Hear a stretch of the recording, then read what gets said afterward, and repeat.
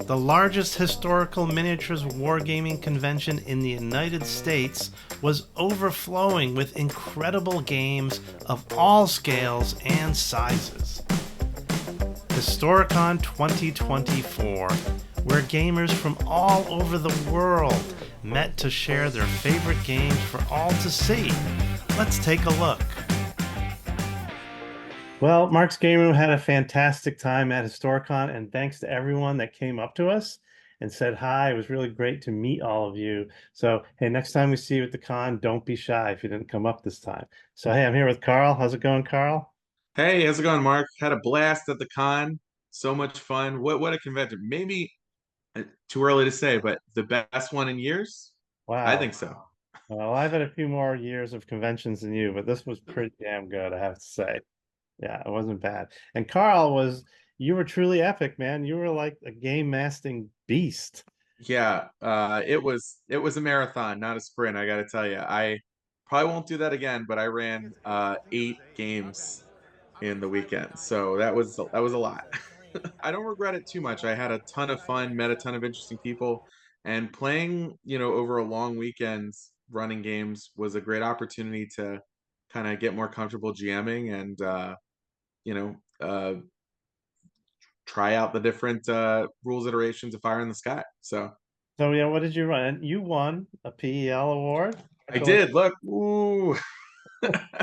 I was so shocked. I mean, honestly, I never win anything. I don't even like scratch offs. I don't even but it was really exciting when they came up and they did it and gave it to me and took a little picture.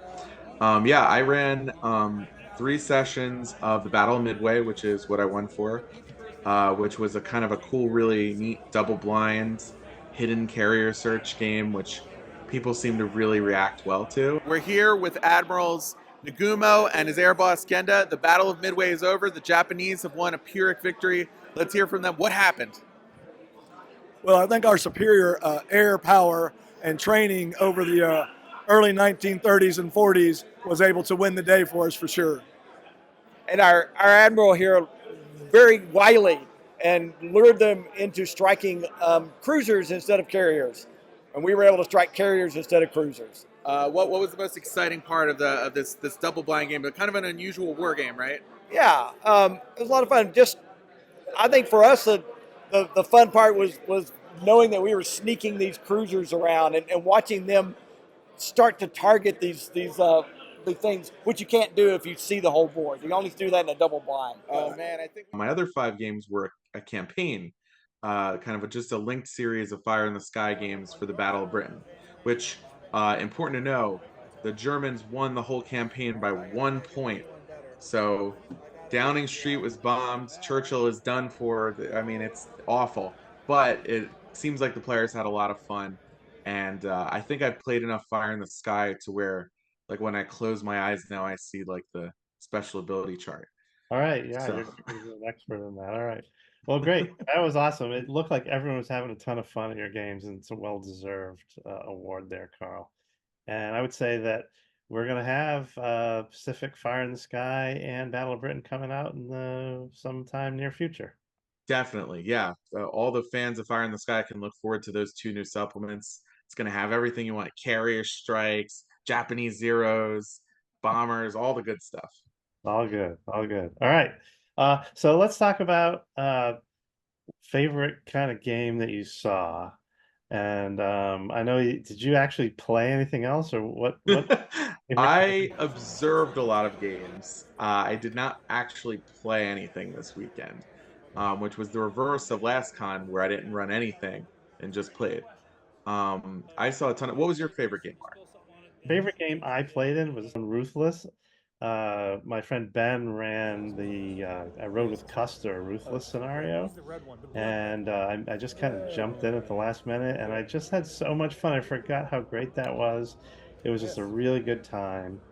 But the game that caught my eye, I would say, was one of the Chain of Command games from the Lard America group. So Two Fat Lardies have a bunch of Americans called Lard America.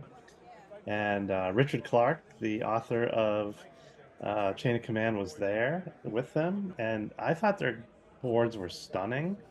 They had this great Arnhem bridge, 28 millimeter. They had a mirror on one end, so it looked like the whole bridge was there. Optical illusion was really cool. A lot of people playing.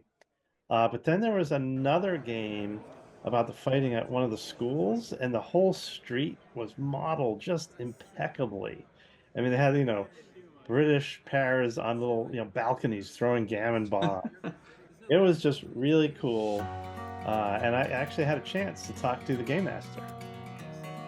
Yeah, I brought a game around the Arnhem perimeter as well. It was called Nothing Bigger Than a Brain Gun. It was meant to represent the engineer squadrons defending the von Sternum School, which was on the northwest pocket of the Arnhem perimeter.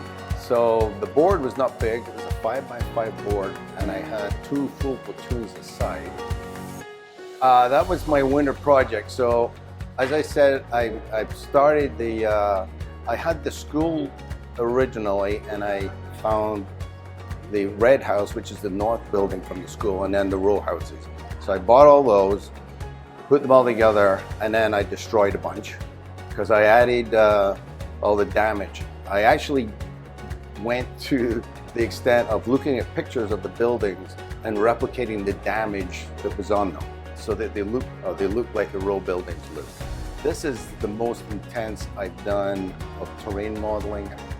It took about 4 to 5 months over the winter period when I wasn't doing too much else. And are they 3D printed? They're 3D printed, yeah. The STLs come from a company called Wow Buildings. I'm at the stage kind of, that I want the quality on the table, not the quantity per se. I love to see how things look when you actually have row houses and you've got Germans running down them and paratroopers coming out of windows and throwing grenades and stuff like that. I think it just adds to the kind of the whole thing of what we're trying to do. So Nice. I thought all those games by the Lard America were just really spectacular. If you like 28 millimeter, World War II, those games were eye candy, and everyone seemed like they were having fun. So that was, I thought, a really incredible part of the convention. Yeah. Anything else that you saw that really jumped out at you, Carl, like number one? Yeah, I mean, it's funny. Sometimes it's like terrain that speaks to you more than figures of the game. And I think it was maybe 4 or 5 tables over from us. This Burnside's Bridge Yeah, game that I saw was just gorgeous. I mean, I was like, this is like just beautiful terrain, beautifully put together. I and by the way, also I saw, think they yeah. said that's the last time they're going to cart that out. Oh, yeah. So, Well, it was very well done. There was a lot of great Civil War stuff. Downstairs, I think Charlie played in it. There was a massive Pickett's Charge game, oh my which God, Charlie had so much fun. He was like, it's really what a convention can do, right? Because it was so big, table-wise. Mhm. It was a big spectacle, but there's no way you could put that on in your basement, right? Or even with a No, small con, it's probably too big. So it was really kind of one of the reasons you go to Historicon, because you can see something like that, and you might only see it one time in your life. So I'm glad Charlie got to play. yeah, absolutely. And that table I think showed a lot of like thought and love put into it. Beyond just like rows and rows of Union guys, there was like little civilians and people like little medicine wagons. I thought it was really neat. There was not only just big spectacle, but there was also tiny, tiny, tiny spectacle. I saw a table with 2 millimeter figures, which was pretty wild. It was the Battle of Philippi from ancient Rome with a game called Strength and Honor from Lardy. I believe the Lardys as well, their game. So I thought that was really an interesting spectacle to see, like kind of a super zoomed out view of the battlefield. Well, Probably easier to paint. someone I knew played that, Uh-huh. Tom, who's been on the game room. And what he liked about it is he's a huge fan of the YouTube channel Kings and Generals, where they have, the icons moving around on the map. And for him, it was a Kings and Generals map game that he actually got to play. And I thought that was really cool. If you think of it like that, right? Like Yeah. Oh, moving definitely.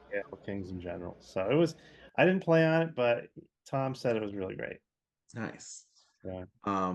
Yeah, I also think there was a bigger variety of games than you usually see at the con this year.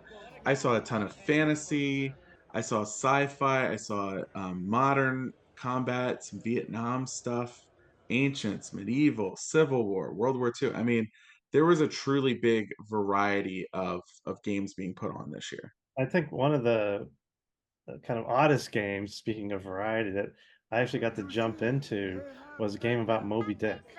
Super Yeah, I cool. saw that. That was wild. What was going on with that game? It's just it's super creative, right? And that's one thing I think is great about Historicon is you can really get exposed to all these creative things that you might never see. And Yeah. it's awesome. You can always tell when people are having fun when like four tables over, I just heard people like "She rises" shouting out all the time. Hey, It was pretty cool.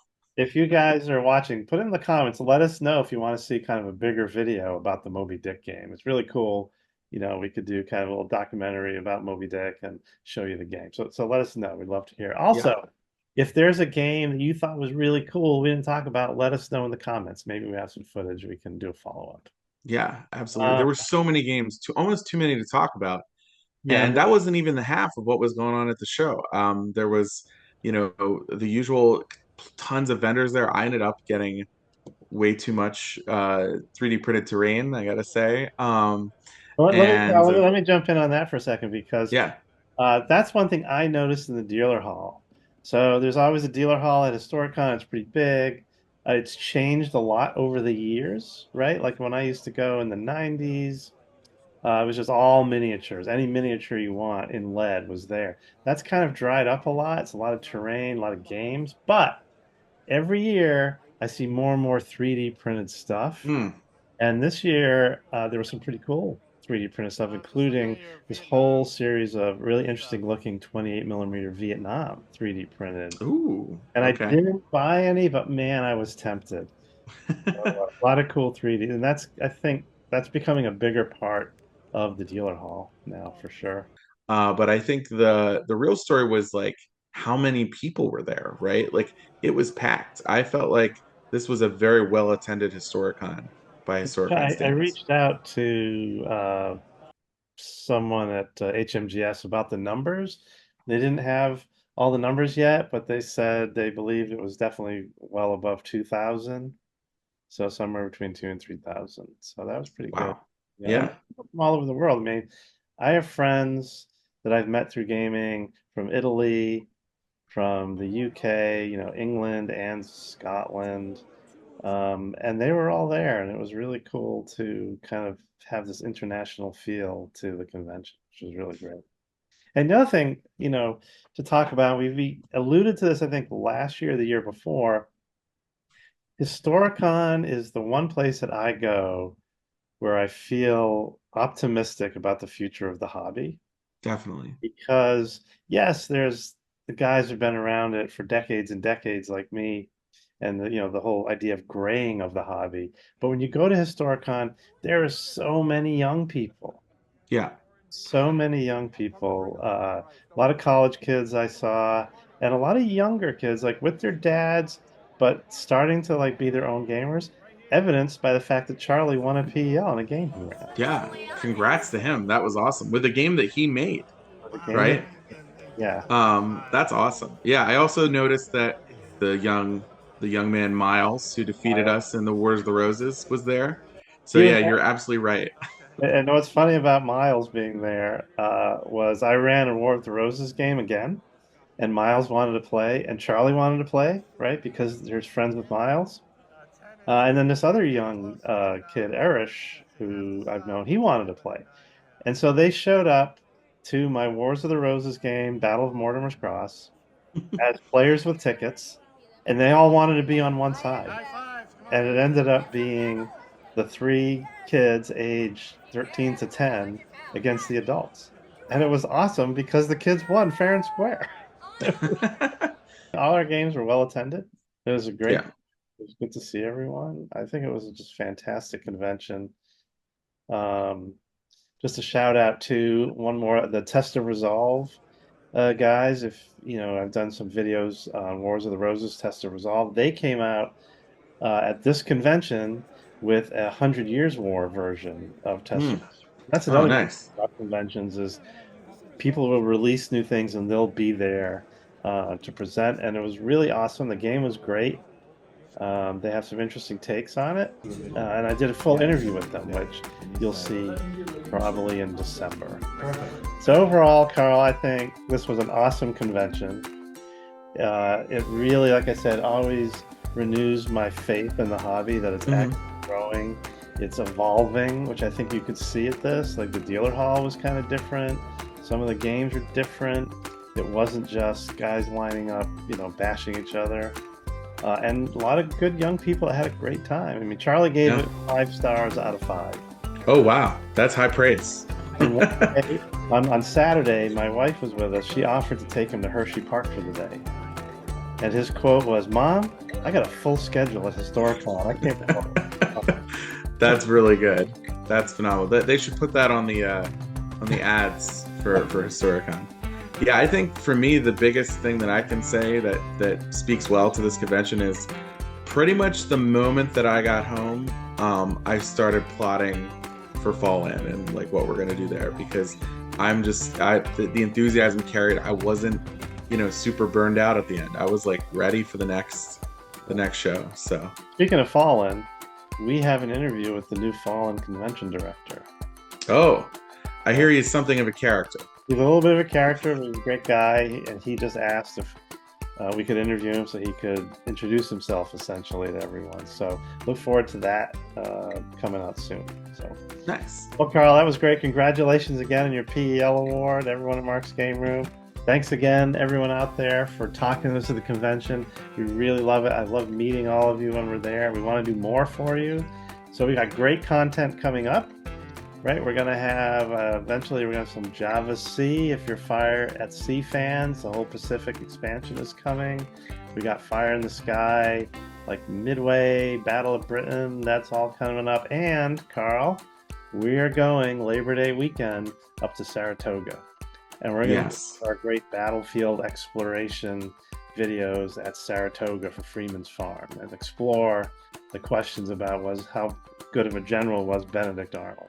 The word on the street is that the guy playing John Burgoyne is extremely good looking.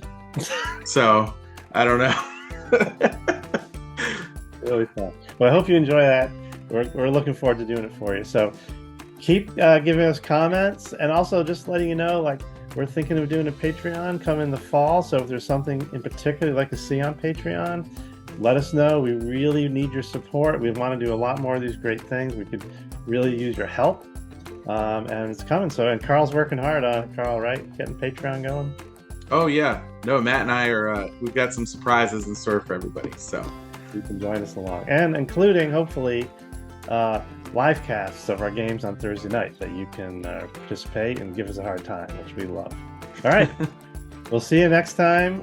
Thanks for watching. Like and subscribe. See you, everybody.